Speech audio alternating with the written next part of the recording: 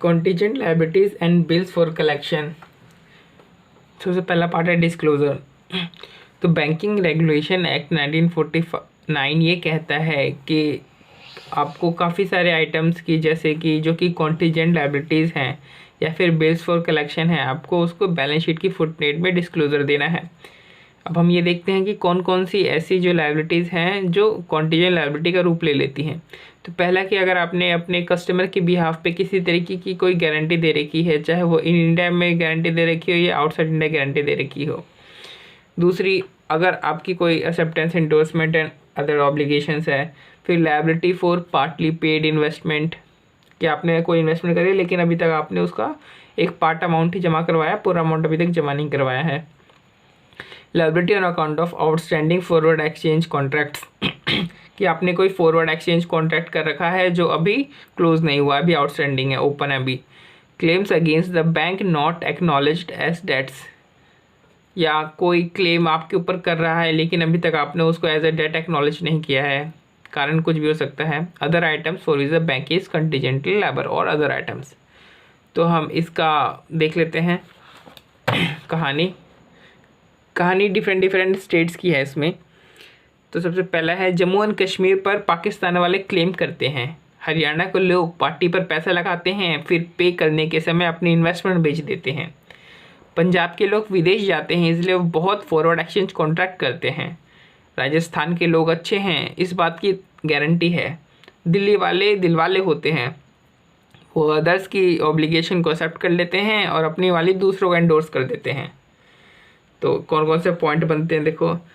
इधर से बनता है कि claim not acknowledge as debts, फिर इधर पार्टली पेड इन्वेस्टमेंट, फिर इधर आउटस्टैंडिंग फॉरवर्ड एक्सचेंज कॉन्ट्रैक्ट्स, फिर इसका है guarantee on behalf of customers in India और आउटसाइड इंडिया, फिर इधर है acceptance, endorsement and other obligation. और इसका कनेक्टर, इस स्टोरी का कनेक्टर है कि जम्मू एंड कश्मीर स्टेट पर बहुत ज़्यादा कॉन्टीजेंट लायबिलिटी है, तो ये डिस्क्लोजर से रिलेटेड है। फिर ऑडिट प्रोसीजर भी है हमारे पास, कि जो प्राइमरी कंसर्न है वो आइडेंटिफिकेशन एंड वैल्यूएशन का है, कि क्या कोई ऐसा प्रॉपर सिस्टम है जिससे जो सभी कॉन्टीजेंट लायबिलिटीज़ है वो आइडेंटिफाई हो रही हो और उनकी प्रॉपर वैल्यूएशन भी हो रही हो कॉन्टीजेंट लायबिलिटीज़ की। फिर रेगुलर कॉन्स्टिट्यूएंट्स, की आपने जो नॉन फंड बेस्ड जो फैसिलिटीज़ दी हैं, जैसे कि जिसमें गारंटी दी है या फिर किसी को लेटर ऑफ क्रेडिट दिया है, क्या वो आपने सिर्फ अपने रेगुलर कस्टमर्स को दिया है या नॉन रेगुलर कस्टमर को भी दिया है। अगर रेगुलर कस्टमर को दिया है तब तो ठीक है, लेकिन अगर आपने यही नॉन फंड बेस्ड जो फैसिलिटीज़ है अगर आपने अपने नॉन रेगुलर कस्टमर को दिया है तो उन नॉन रेगुलर की कस्टमर की जो फाइनेंशियल पोजीशन है उसको इंक्वायर करना पड़ेगा।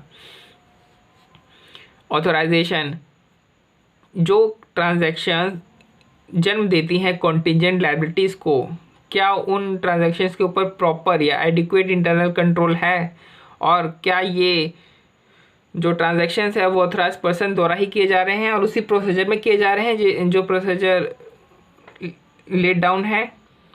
टर्म्स एंड कंडीशंस, कि अगर आपने कोई एलसी इशू करी है गुड्स के इंपोर्ट करने के लिए और आपको उस एलसी की पेमेंट करनी है ओवरसीज सप्लायर को, तो आप उस ओवरसीज सप्लायर को पेमेंट करेंगे on the basis of shipping documents. मतलब जब आपके पास शिपिंग डॉक्यूमेंट आ जाएंगे उसके बाद इस शिपिंग डॉक्यूमेंट को इंश्योर करके कि हाँ ये एलसी के कन्फर्मिटी में ही है, जैसी conditions terms and condition LC में थी वो ये शिपिंग डॉक्यूमेंट सेटिस्फाई कर रही हैं, उसके बाद ही आप ओवरसीज सप्लायर को पेमेंट करोगे एलसी की। अकाउंटिंग रिकॉर्ड्स, क्या जो सभी ऑब्लिगेशंस है उनका अच्छे से रिकॉर्ड मेंटेन किया जाता है, क्या उनको अच्छे से प्रॉपरली आइडेंटिफाई किया जाता है ना। अब देखो आइडेंटिफिकेशन की बात यहाँ पे भी की गई थी, यहाँ पे भी की गई थी, बट यहाँ पे एक प्रॉपर सिस्टम था आइडेंटिफिकेशन वैल्यूएशन के लिए, और यहाँ पे रिकॉर्ड्स को मेंटेन किया जा रहा है ताकि उसको अच्छे से सभी को आइडेंटिफाई और सिर्फ रिकॉर्ड किया जाए, और किस वैल्यू पे रिकॉर्ड करना है वो यहाँ पे हमने बात करी है। कन्फर्मेशन, कि क्या सभी ऑब्लिगेशंस हमने रिकॉर्ड कर लिए हैं और सही अमाउंट पर किए हैं, इसके लिए हमें सब्सटेंटिव ऑडिट टेस्ट परफॉर्म करना पड़ेगा। एग्जांपल की कन्फर्मेशन, हमें कन्फर्मेशन से पूछना पड़ेगा कि हाँ आपके सारे कंटीजेंट लायबिलिटी रिकॉर्ड हो रखी, ऐसा तो नहीं है कि किसी कंटीजेंट लायबिलिटी को कम या ज़्यादा दिखा रखा हो गया या कोई कंटीजेंट लायबिलिटी मिसिंग हो। रीजनेबलनेस, हम जो करंट कंटीजेंट लायबिलिटी की जो अमाउंट है उसकी रीजनेबलनेस को चेक करेंगे कि ऐसा तो नहीं है कि कंटीजेंट लायबिलिटी के अमाउंट को कम दिखा रखा हो। तो ये चीज़ हमें लेकिन पता कैसे चलेगी, तो हमें इससे प्रीवियस जो हमारा एक्सपीरियंस रहा होगा उससे और जो करंट ईयर की जो एक्टिविटीज़ होगी बैंक की उससे हमें पता चलेंगी।